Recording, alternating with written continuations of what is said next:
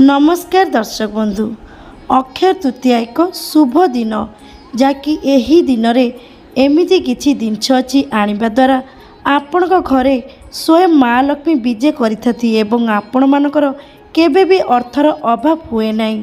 तेबे दर्शक बंधु एही वर्ष मे 10 तारिख रे पड़ुछि अक्षय तृतीया जहाँकि पौराणिक अनुजाई वैशाख मास शुक्ल पक्ष तृतीया तिथि रे अक्षय तृतीया पर्व पालन करा जाए जहाँकि एही दिन भगवान विष्णु नारायण परशुराम अवतार रे जन्म ग्रहण करथिले। सेथिपई एही दिन को परशुराम जयंती भाव में पालन करा जाए।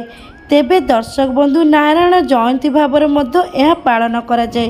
तेबे दर्शक बंधु एही अक्षय तृतीया एक शुभ दिन। एही दिन अनेक प्रकार शुभ कार्य करा जाए जहाँकि एही अक्षय तृतीया दिन कौनसी शुभ काम करने पूर्वर शुभ मुहूर्त देखा आवश्यक नथाए कारण एही दिनटी अत्यंत शुभदायक होता है जहाँकि हिंदू धर्मर लोक मैंने एही दिन को गृह प्रतिष्ठा एवं विवाह एवं निबंध भली शुभ कार्य मध्य करिथांती एवं एही अक्षय तृतीया दिन माँ लक्ष्मी को रीतिनीति अनुଯାयी पूजा अर्चना करने द्वारा अत्यंत शुभ फल मध्य प्राप्ति करिथांती। ज्योतिष शास्त्र अनुଯାयी अक्षय तृतीया व्यतीत एकादशी बसंत पंचमी एवं शुभ दिन भाव में विवेचना करा जाए। अक्षय तृतीया रे घरे माँ लक्ष्मी उपासना करने सह एही दिन यदि सुना रूपा एवं नुआ जानवाहन इत्यादि क्रय करके आनती तेबे मध्य माँ लक्ष्मी आशीर्वाद प्राप्ति होता है। तेबे दर्शक बंधु जदि आपण माने एही दिन सुना किणी पारुनांती तेबे दर्शक बंधु अन्य कौनसी जिनिस एमिति अछि जे घर को किणिकी आनिबा द्वारा सुना सहित समान होता है एवं एही जिनिस आनिबा द्वारा माँ लक्ष्मीकर मध्य कृपा प्राप्ति होता है जहाँकि स्वयं माँ लक्ष्मी आपण घर को पदार्पण करिथांती। तेबे दर्शक बंधु सही सब जिनिस विषय जानापी हेले आपण मानकु अनुरोध भिडियोटी को प्रथम शेष जाए निश्चित भाव में देखंतु एवं से दर्शक बंधु आपण माने जदि एही चैनल न्यू अछंती तेबे एही चैनल टाको सब्सक्राइब कर दियंतु एवं वीडियो गोटे लाइक कर दियंतु एवं कमेंट बॉक्स रे जय माँ लक्ष्मी लिखिया को बिल्कुल भी भूलिबेनी। तेबे दर्शक बंधु एबे आसंतु जानिबा एही अक्षय तृतीया दिन केउं जिनिस आनिबा द्वारा घर को स्वयं माँ लक्ष्मी आसीथांती एवं माँ लक्ष्मी को कृपारू घरे धन धान्य भरी रही थाए एवं सुख समृद्धि मध्य।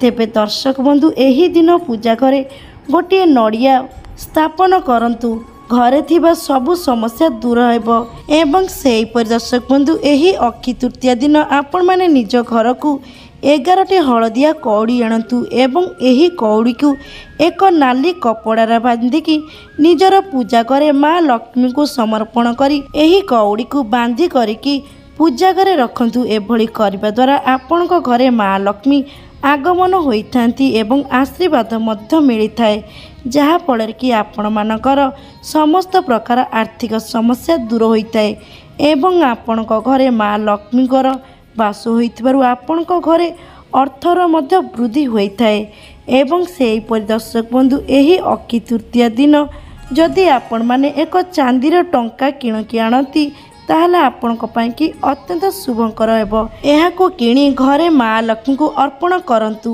एहा परे चांदीर टंका को लाल कपड़ा बांधि निजर आलमीरार धन रखिथिबा स्थान रे रखंतु। मान्यता अनुଯାयी एहा द्वारा वर्ष जाक आपण मानकर धनर अभाव होई न थाए एवं आलमीरा रे सर्वदा टंका और सुना दुई गुण होइथाए। तेबे दर्शक बंधु एबे आसंतु जानिबा आहुरी एक सुंदर उपाय जहा करबा द्वारा आपण मानक घरे माँ लक्ष्मीकर सदा सर्वदा बास होइथाए।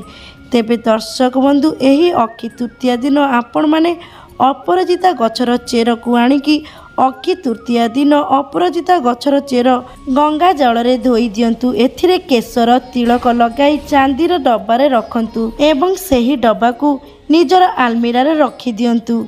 एही उपाय कले आपण मानकर धन अत्यधिक वृद्धि हेबो एवं आपण माने माँ लक्ष्मी कृपारू अत्यधिक मालामाल मध्य होई जिबार अत्यंत मान्यता रही अछि।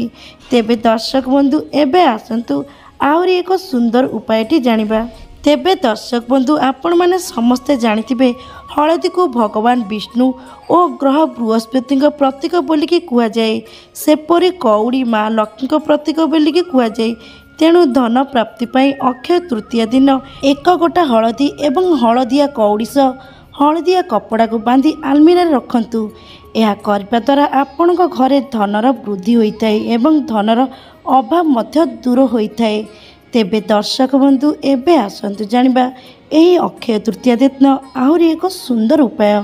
तेबे दर्शक बंधु कुबीर जंत्र जहाँकि अक्षय तृतीया दिन सुख समृद्धि और सौभाग्य प्राप्ति पाई कि एही अक्षय तृतीया दिन कुबीर जंत्र को आनिकी विधि विधानक रूप में पूजा अर्चना करंतु एवं एहार पूजा अर्चना करिबा परे एहाकु स्थापन करंतु एवं एहार पूजा पर एहाकु आलमीरा रे रखंतु। पूर्णिमा एवं धनतेरस दीपावली दिन एहाकु पूजा अर्चना करंतु।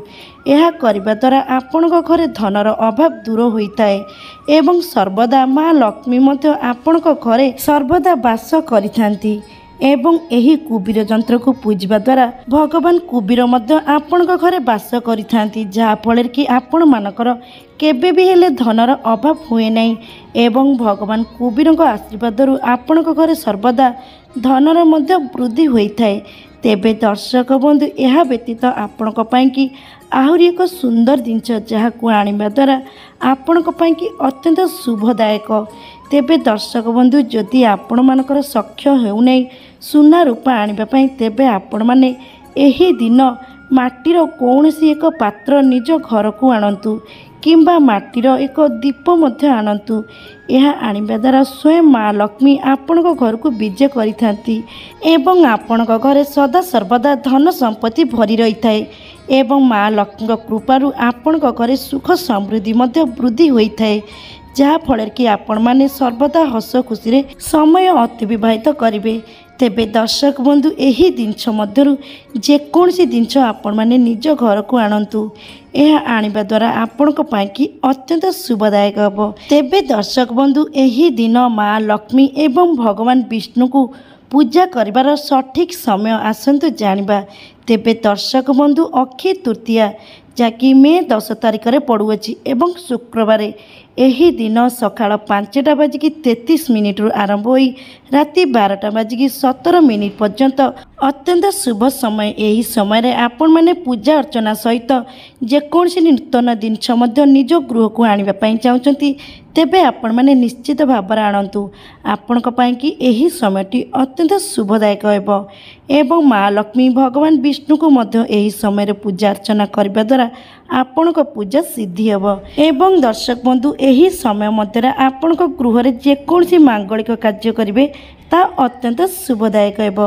तेबे दर्शक बंधु जदि आपण मानकु आजिर एही वीडियोटी भल लागिछि तेबे वीडियो गोटे लाइक कर दियंतु एवं चैनल को सब्सक्राइब कर दियंतु एवं शेयर करने को बिल्कुल भी भूलिबेनी एवं कमेंट बॉक्स रे जय माँ लक्ष्मी नारायण लिखिया को जमा भी भूलिबेनी जहाँकि आपण उपरे भगवान विष्णु सहित माँ लक्ष्मीकर अपार कृपा दृष्टि सदा सर्वदा रही था। तेबे दर्शक बंधु आजिर वीडियोटा को एठी रखुछि। नमस्कार, जय जगन्नाथ।